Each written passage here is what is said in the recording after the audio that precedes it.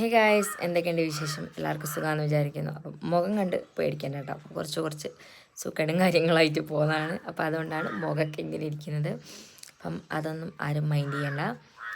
അപ്പം നമ്മുടെ ഇന്നത്തെ ഡെയിലി വ്ളോഗ് സ്റ്റാർട്ട് ചെയ്യാം. അപ്പം ഞാനിപ്പം എണീച്ച് കാക്കേൻ്റെ എന്തിനാ കാക്കേ അപ്പം ഇപ്പം എണീച്ച് വന്നിട്ടാണല്ലോ കേട്ടോ. എണീച്ച് വന്നത് അവിടെ ചായയും കൊണ്ട് ചായ കുടിച്ചിട്ടില്ല. അപ്പം ചായയും കുടിക്കാമെന്ന് വിചാരിച്ചു. ഞാൻ ഈ ചായൻ്റെ കാപ്പീൻ്റെ ഒക്കെ ഒരു ഫാനാണ് കേട്ടോ. എനിക്ക് ചായ കാപ്പി ഇതൊക്കെ ഭയങ്കര ഇഷ്ടമാണ്. അപ്പം ഇപ്പോൾ കുറച്ചായിട്ട് കുടിക്കലൊന്നുമില്ലായിരുന്നു, അങ്ങനെ കാര്യമായിട്ട് കുടിയൊന്നുമില്ലായിരുന്നു ചായ. പക്ഷേങ്കിലിപ്പോൾ വീണ്ടും ചായ കൂടി തുടങ്ങി. എന്തായാലും ചായ കുടിക്കാം. നമ്മളിവിടുത്തെ മാവൊക്കെ നല്ലോണം പൂത്തിട്ടുണ്ട്. ചെറിയ ചെറിയ മാങ്ങയൊക്കെ ആയിട്ടുണ്ട്. ഞാൻ കാണിച്ചു തരാം. മാങ്ങ മരത്തുമല, അതേപോലെ സപ്പോട്ടേൻ്റെ മരത്തുമലൊക്കെ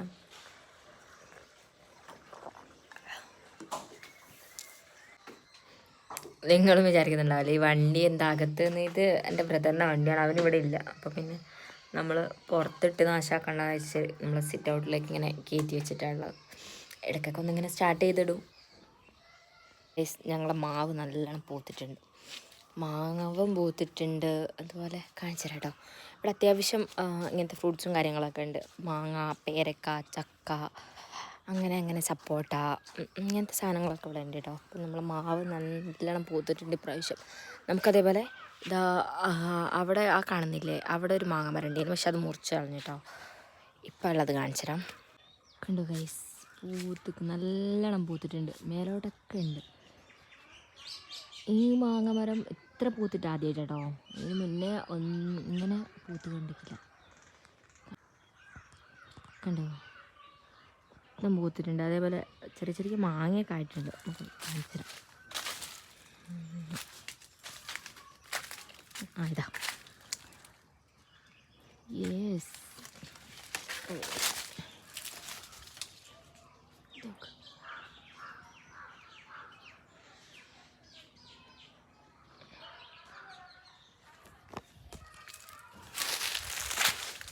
അതേപോലെ തന്നെ നമ്മളെ സപ്പോട്ടയും നല്ലോണം പൂത്തിട്ടുണ്ട്. പൂക്കാന്നറിയാം കഴിക്കാന്നറിയാം എന്തോ അറിയില്ല, എന്തായാലും കാണിച്ചത്. കുഞ്ഞി സപ്പോട്ട മരം കേട്ടോ, പക്ഷേ ഇങ്ങനെ ഉണ്ടാവുന്നുണ്ട് നല്ലോണം.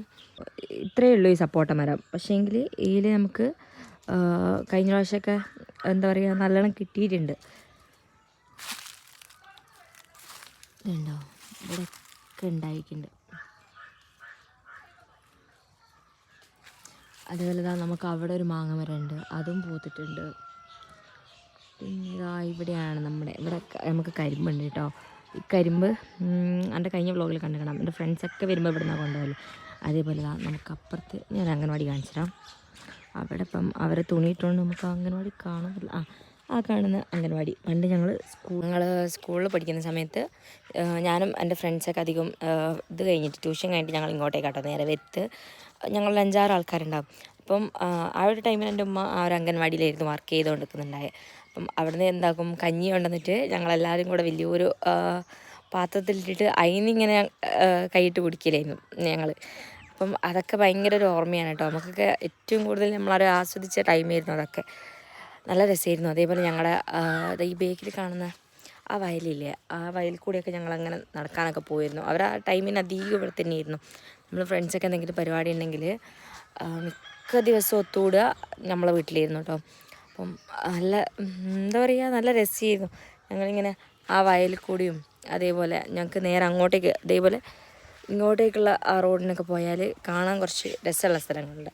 അപ്പോൾ അങ്ങോട്ടൊക്കെ എന്താ പറയുക, അവർക്കൊക്കെ ഭയങ്കര ഇഷ്ടമായിരുന്നു. പ്രത്യേകിച്ച് നമ്മൾ വയലും കൂടെ ആയതുകൊണ്ട്. ഇനി എല്ലാവരും കൂടെ ഇതേപോലെ ഒത്തു കൂടണം ഇൻഷാ അല്ലാഹ്. കുറേ ആയി ഞങ്ങളങ്ങനെ കൂടിയിട്ട്. ഇപ്പം ഒന്നിലെ ഒരാളുണ്ടാവും അങ്ങനെ ഉണ്ടാവുള്ളൂ. അതായത് ഓരോരുത്തർ ഗൾഫിലാണ്, ഓരോരുത്തർ ദൂരത്താണ്, അങ്ങനത്തെയൊക്കെ ഓരോ പ്രശ്നം കൊണ്ട് നമുക്ക് എല്ലാവർക്കും ഒന്നിച്ച് കൂടാൻ പറ്റലില്ല. അപ്പം ഇനി വേണം ഞങ്ങൾക്ക് എല്ലാവർക്കും കൂടെ ഒന്നിച്ച് കൂടാൻ. ഗായ്സ്, ബബിളി മൂസ് കിട്ടിയിട്ടുണ്ട്. പകുതി ഞാൻ പൊളിച്ചു, ബാക്കി കൂടി പൊളിച്ചിട്ട് ഇന്നലെ ഞാൻ തറവാട്ട് പോയില്ലേ. അപ്പോൾ അവിടെ പോയപ്പം അവിടുത്തെ അടുത്ത അയൽവാസിയുടെ വീട്ടിലുണ്ടായിരുന്നു. അവിടുത്തെ എന്താ പറയുക, മൂത്തില്ല, അങ്ങനെ കിട്ടിയതാണ് ഇത്. ഓക്കെ,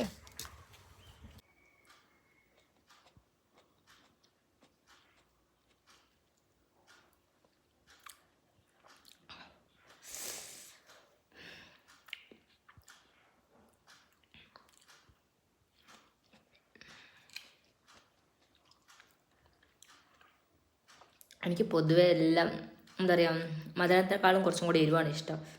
അത്ര എരിഞ്ഞിട്ടുണ്ടെങ്കിലും പിന്നെയും ഇതിങ്ങനെ കയറ്റി കൊടുക്കും.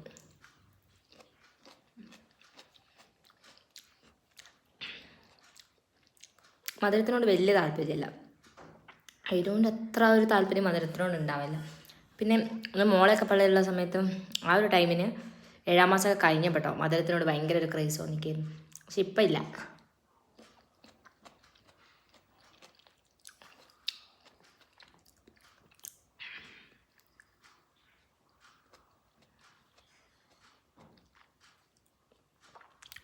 നല്ല എരിവുണ്ട്. മുഖമൊക്കെ ആകെ ശോകമടിച്ചിട്ടാണുള്ളത്. തലവേദനയായിരുന്നു. അപ്പം ഇനിയിപ്പം ഒന്ന് കാണിക്കണം. ഇപ്പം ഇന്നത്തെ ഡേ കാണിച്ചു തരാമെന്ന് വിചാരിച്ചു.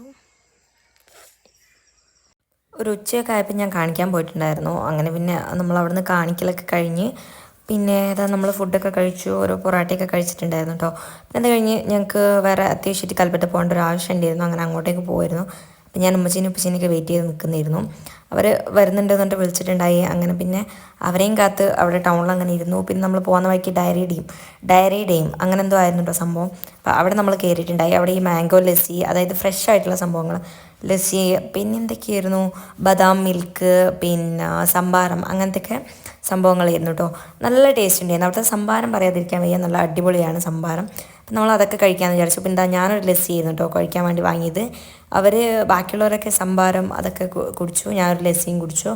അങ്ങനെ പിന്നെ നമ്മളിതാ അവിടുന്ന് ഇറങ്ങി അതൊക്കെ കഴിച്ച് നമ്മൾ ഇറങ്ങി. പിന്നെ ഇതാ പക്കുമാലിൻ്റെ കുറച്ച് കലാവിരുദ്ധവും കുറച്ച് കുരുത്തക്കടിക്കാട്ടോ ഈ കാണുന്നത്.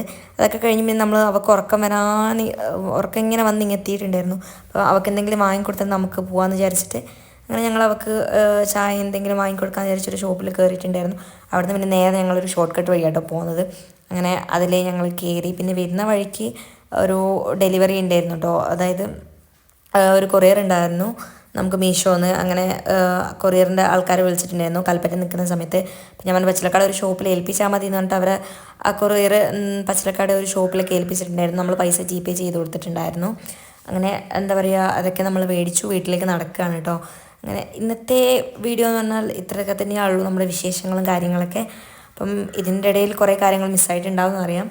എന്നാലും ഇൻഷാ അള്ളാ പിന്നെ ഇനിയും നല്ല നല്ല വീഡിയോസായിട്ട് വരുന്നതായിരിക്കും. അപ്പം നിങ്ങൾ എല്ലാവരും വീഡിയോസ് ഇഷ്ടപ്പെട്ടെന്ന് വിചാരിക്കുന്നു.